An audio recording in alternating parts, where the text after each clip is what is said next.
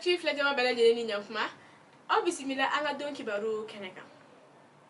bi amet abadona la octobre kalo kletan saba samba fla anyi wankili la sele munu bambolo ka do ma bi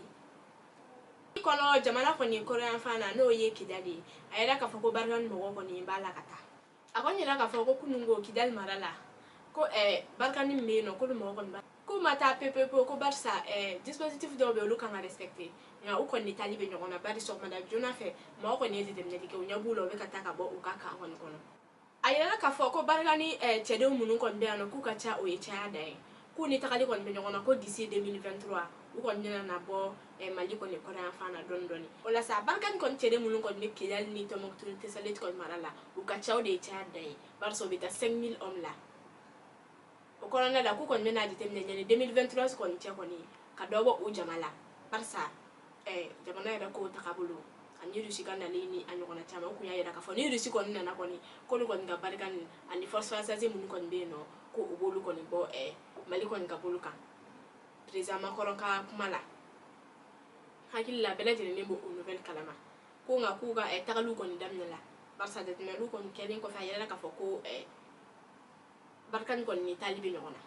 fu ya dam nere nyono marala nyono ko ni dusman kasileno utonyo leno ko sugu be dalen du kan wakati nina ko lu kon be autorité ka marade la wa lu kon ba fa autorité ko kana nyolu makolu bono kola lu kon lu segena ulu nyani na boya dalen to lu kan wa toro sugu be dalen lu kan nyono ko ni ko lu bala ko yela nyina na so lu kon be mali ko ni région do ko ni fe ko barsa ko lu tonyo do ko sobe toro sugu be bala ka do lu kan nyono ko ni ubolle no ku charlo no bamako fambe na de len fe mamu ko nsela ka segula solo lu kon bora nyogo dugudulu na ka usense siku ko ni marala do yere ko ni na fu bamako ina fa o yere ye video ye bolo lo sira ko chugumina akoni yere la ka fa ko o janu ko ni kono ko ni dunso ko ni to no ko sobe terroriste ko bala ka ko be da ulu kan yeno ko fe bala ko lu duskati ni ko yembala ko barkan be no ko ministre ma fon fana be no ko nga o shita la ka to ko terroriste ko nteka bingani wala be ta ko lu segere ko lu yere bu yere ni ka barkan ni ministre ma yere na fa yere fana yimu kibara wala mbambolo ka do ko kan tukuni ameta mali ko ni koron fana tukuni ayela ka fo ko soldat français do ko ni o ko ni ka kalfam ne lala aka bara sefe temi ko ni ka kalfam ne lala le to marshal Adrien Kele Adrien ko ni balkan mo ko ni ka mécanicien do ayela ka fo ko soldat ko ni ko malfama tiala ki se matiala wajugu yere mana kama ko ka to aka bara yere de sefe ko camion ko ni cabine ko ni ne sutela ka bo camion ko na ayale ko ni blessé ko jugu o konna la ku ya ta ka réanimation ni fon ke ko nga polo shima se ka tien ko ni sauver ko a jogina ko sobe o jogini dai nanzara o yera ko ni ga jejele ko ni ya ma biduru ni sabana de mami ko ni ka sa depuis opération selval ko ni damnela mali terroriste korodo no to ko Ahmed Al-Faki